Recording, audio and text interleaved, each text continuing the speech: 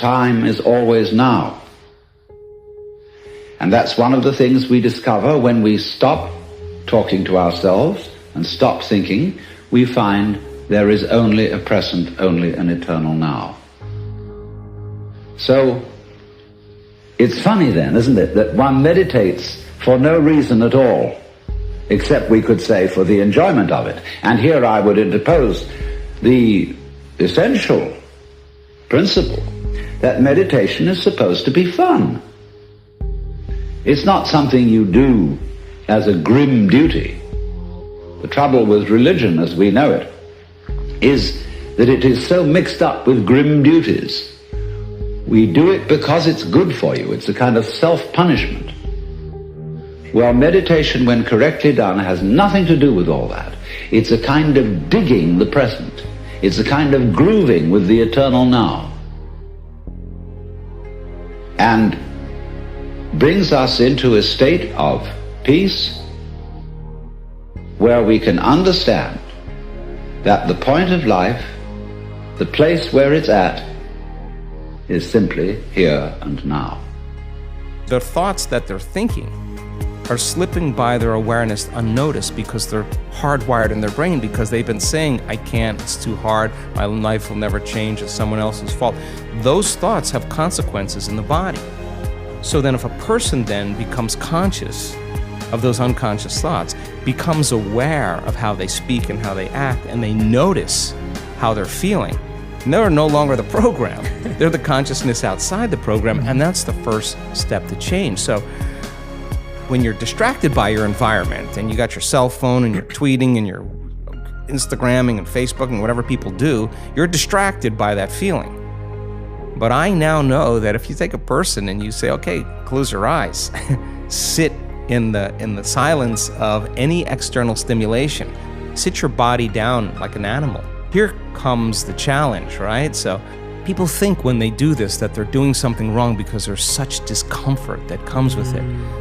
But they're in the unknown. They're actually doing it right. People say, I think I'm meditating wrong. I always say, oh, no, you're doing it right. Because when you notice that your body wants to get up and check your cell phone or have a cup of coffee, and you become aware that it's on autopilot and wants to do that, and you say, come on over here, and you return it back to the present moment, you're executing a will now that's greater than the program. And if the person wants to just get angry while they're sitting there, there's an arousal, and they notice the body is amping up and revving up, and they settle it back down. Now they're telling the body it's no longer the mind.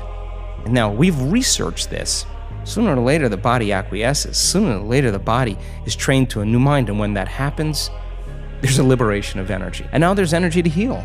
Now there's energy to create a new life. Now there's energy for the mystical moment. They start seeing those synchronicities and serendipities. Just the last thing to remember, because that is so absolutely essential, I should not be forgiven for forgetting it. Live watchfully. Whatsoever you are doing, walking, sitting, eating, or if you are not doing anything, just breathing, resting, relaxing in the grass, never forget that you are a watcher. You will forget it again and again. You will get involved in some thought, some feeling, some emotion, some sentiment. Anything will distract you from the watcher. Remember and run back to your center of watching. Make it an inner process continuously. You will be surprised at how life changes its whole quality. I can move this hand without any watchfulness, and I can also move this hand absolutely watching from inside the whole movement. The movements are totally different. The first movement is a robot movement, mechanical. The second movement is a conscious movement. And when you are conscious, you feel that hand from within. When you are not conscious, you only know the hand from without. You have known your face only in the mirror from the without, because you are not a watcher. If you start watching, you will feel your face from within. And that is such an experience. to watch yourself from within. Then slowly, strange things start happening. Thoughts disappear, feelings disappear, emotions disappear, and there is a silence surrounding you. You are just like an island in the middle of the ocean of silence. Just a watcher, as if a flame of light at the center of your being, radiating the whole of your being. In the beginning, it will only be an inner experience. Slowly, you will see that radiation spreading out of your body, those rays reaching other people.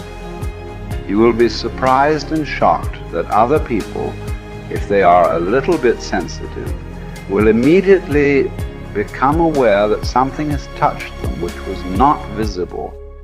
For example, if you are watching yourself, just walk behind somebody watching yourself, and it is almost certain the person will turn and look back suddenly for no reason. When you are watching yourself, your watchfulness starts radiating, and it is bound to touch the person who is ahead of you. And if he is touched by something which is invisible, he is going to look back. What is the matter? And you are that far away, you cannot even touch him with your hand. You can try that experiment. Somebody is sleeping and you can sit by their side, just watching yourself, and the person will suddenly wake up, open his eyes, and look all around as if somebody has touched him. Slowly, you will also become able to feel the touch through the rays. That is what is called the vibe. It is not a non-existential thing. The other person feels it. You will also feel that you have touched the other person. The English word, being touched, is used very significantly. You may use it without understanding what it means when you say, "I was touched by the person." He may not have said a single word to you. He may have just passed by. He may have just looked once at your eyes and you feel touched by the person. It is not just a word. It actually happens. And then those rays go on spreading to people, to animals, to trees, to rocks.